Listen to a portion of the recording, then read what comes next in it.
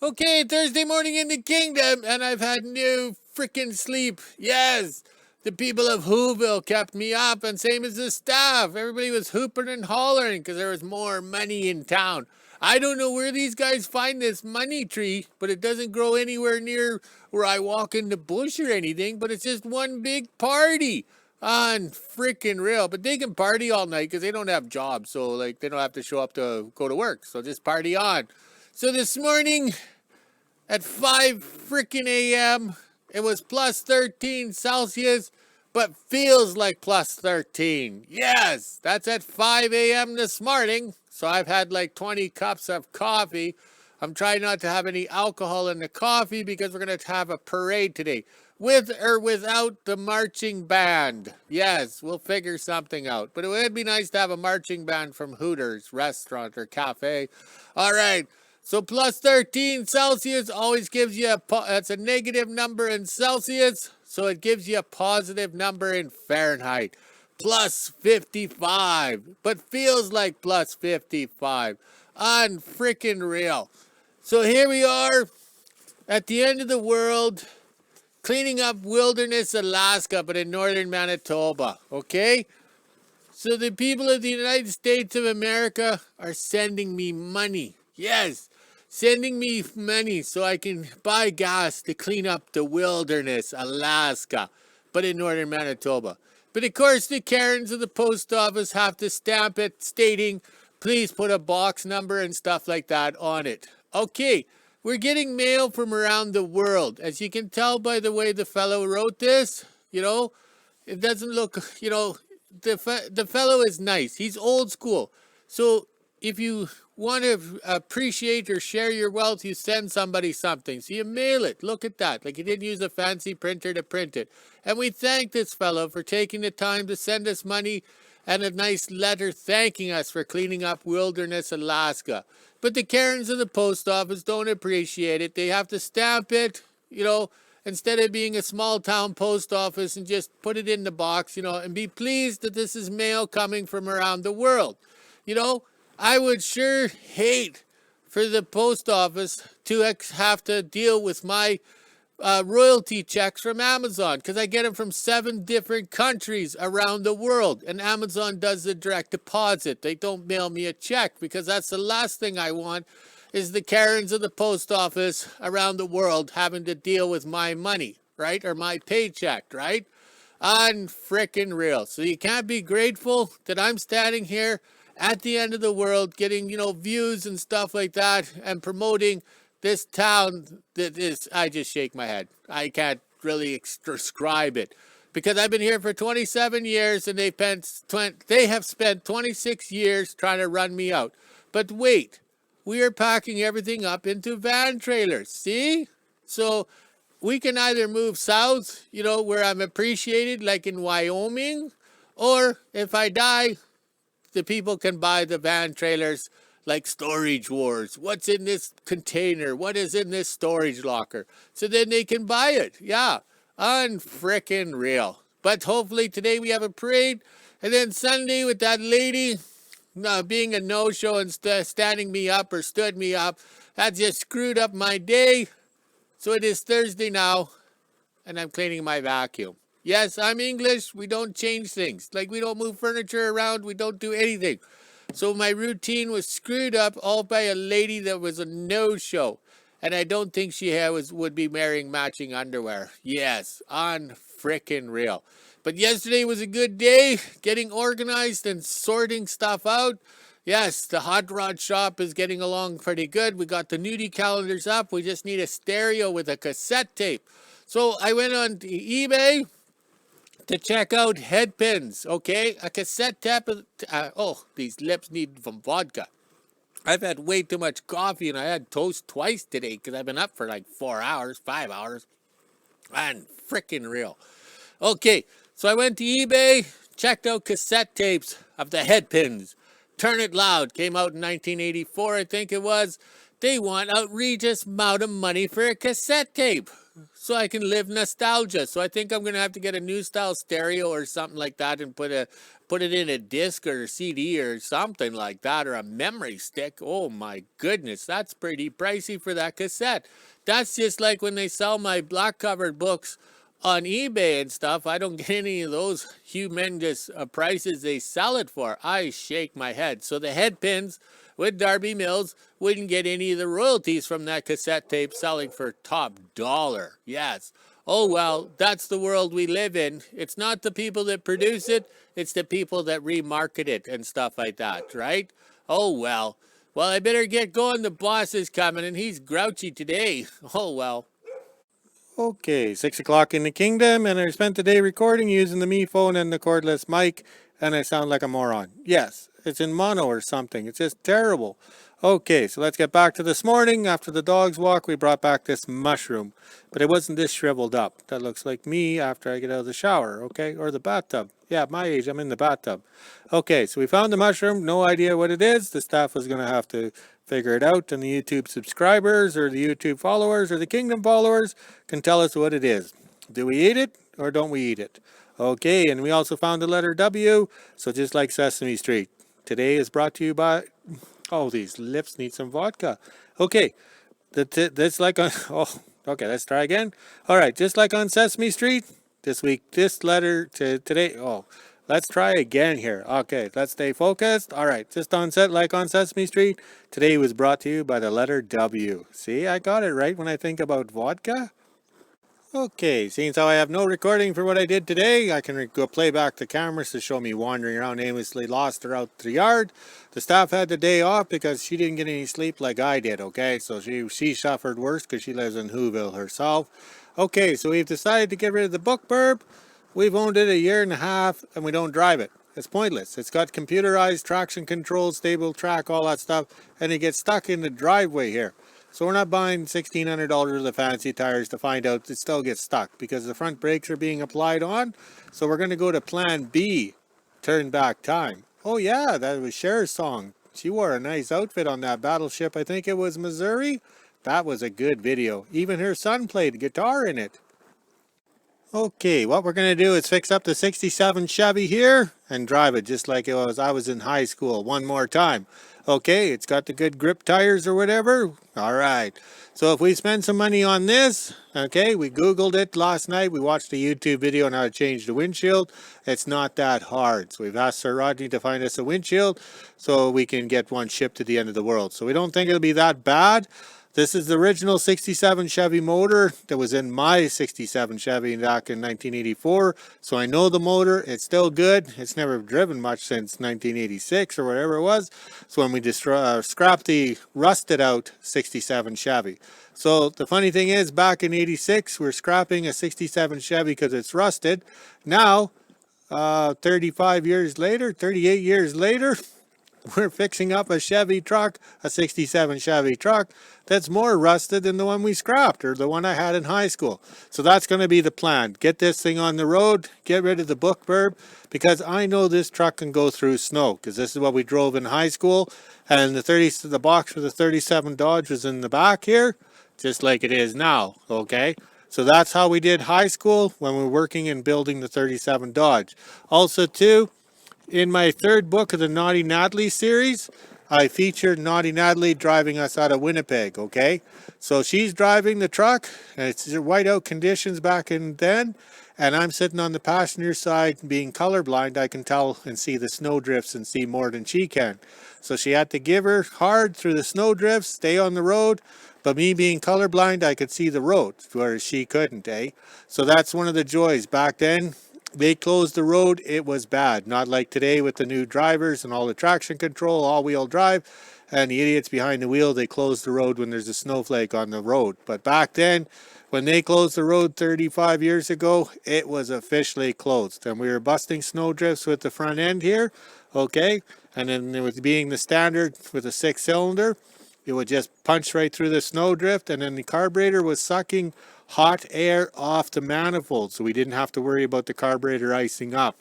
So that was one of the best things Dad ever did for us, because back then the gas would always freeze up and stuff, and Dad always made sure, because like we were driving after high school or during high school, and 11 o'clock at night, we're on the Trans-Canada Highway driving from Brandon out to Alexander to the Pink House so we could sleep, get up, and go back to work or school and then to work. All right, let's go check in the hose shack. Okay, I'm in the hose shack because it has better lighting than in the house. Don't ask me why or how. Okay, seeing how we lost today's footage or whatever, I decided we'll do a little recap on Barnes Freighters, okay? So this is my grandpa right here. You're at Barnes. That's when we found the 45 Chevy 3-ton truck down in Lyleton, Manitoba. So there's grandpa.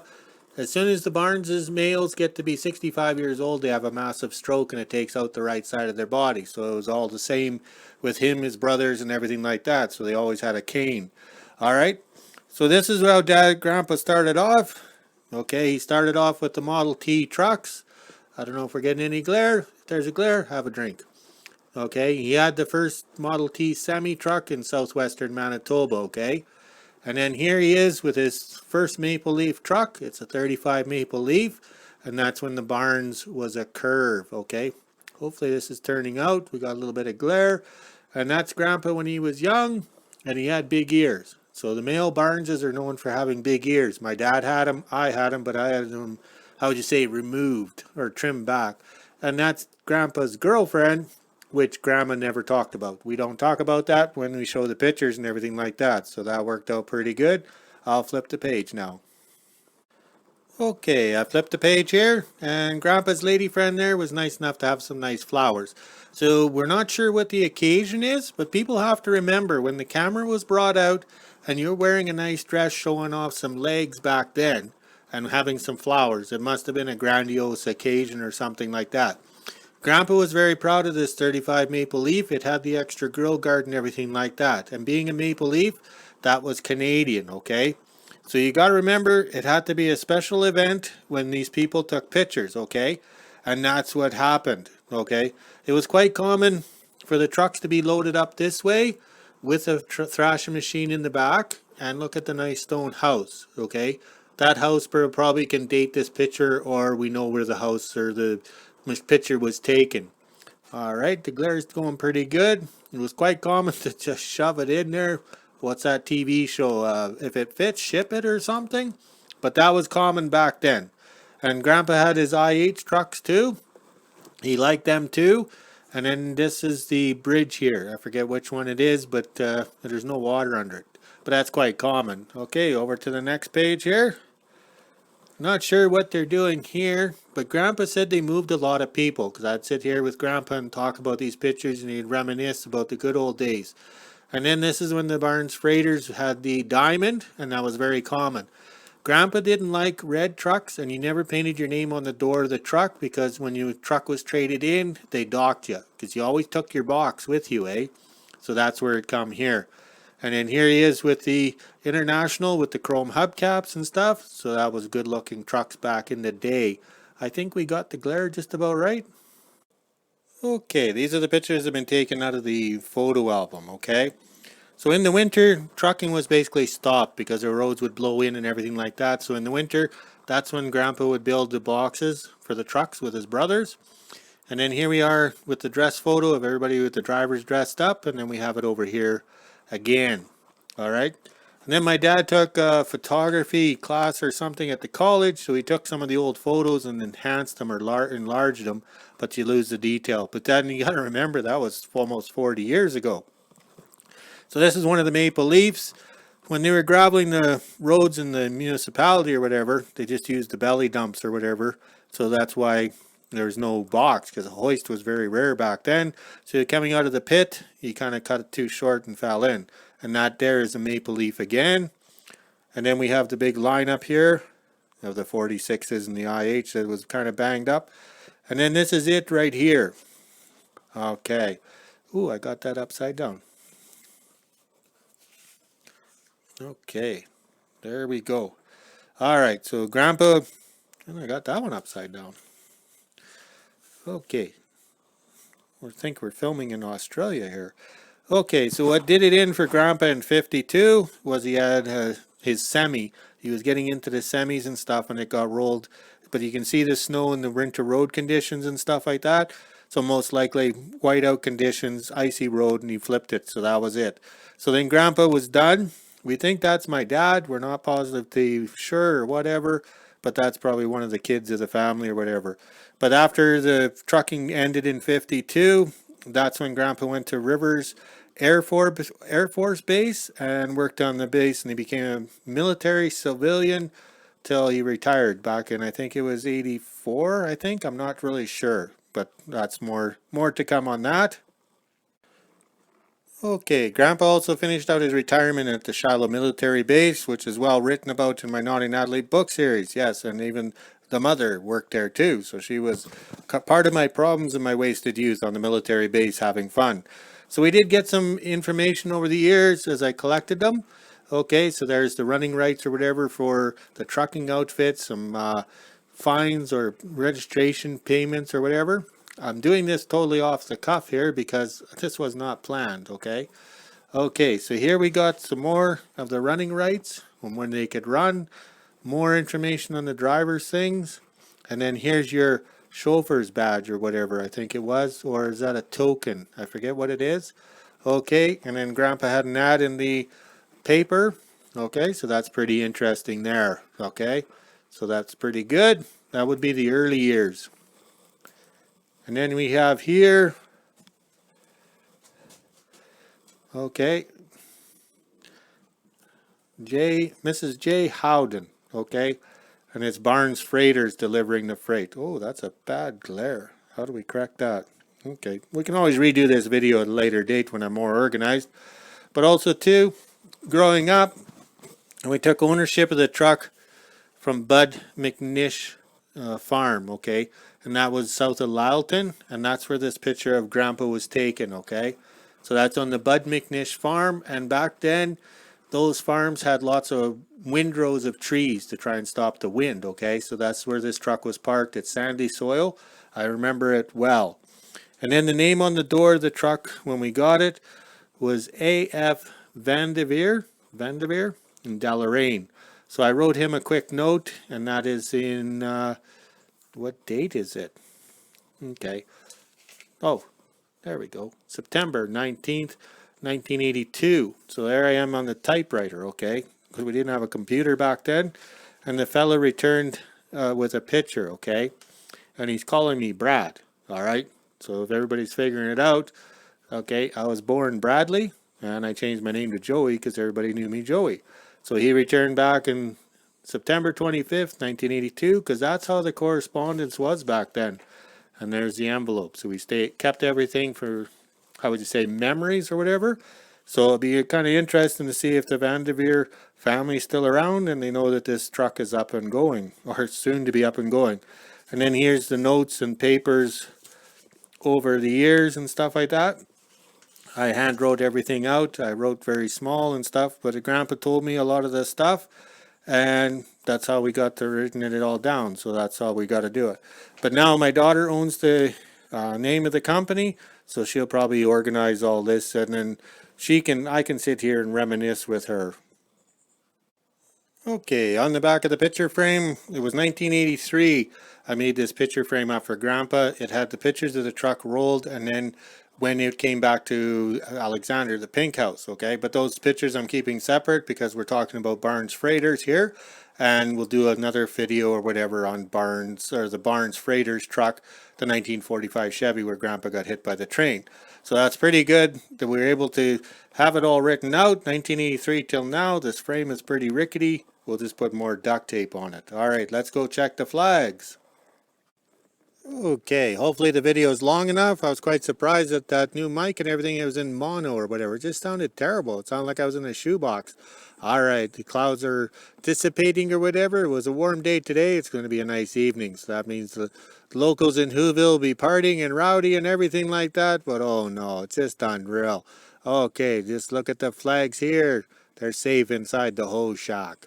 All right, we got to get this parade done, hopefully tomorrow, but we got to figure out these mic things because this is not good. We want to record the trucks going boom, boom, not in putt-putt or whatever. All right, let's go walk the dogs, drink some beer, make a video. Talk to you later.